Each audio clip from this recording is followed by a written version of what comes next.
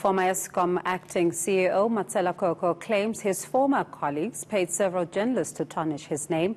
Koko's stepdaughter allegedly raked in contracts worth over R1 billion for her company from the power utility. But he's told the Modise Network there was an agenda to remove him from Eskom. I was charged for conflict of interest. I was acquitted by... I was the first one in Eskom who never opposed, and deliberately so, a public hearing.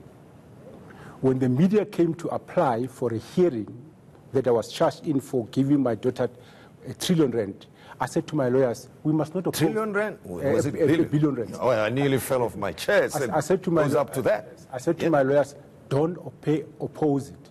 Let the public come in. Let the public hear for themselves. The public came in. It was all on national television. It had its own drama, but I was acquitted. Other people have been charged for the same thing, have been acquitted. The story is Eskom can't present a prima facie case that indeed I've given my daughter a contract. It's a dead story. I would be let me just get your thought on it. What do you think was happening when that story came out? What do you think might have been behind that? We have a benefit of hindsight, Tim. Yeah. And I will link to the interview that just came out. Sunday Times was visited by the Hawks 2 weeks ago, precisely because of the complaint that I laid. I was the complainant.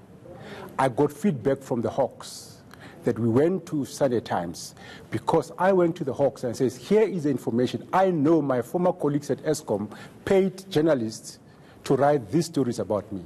Journalists were paid? Of course.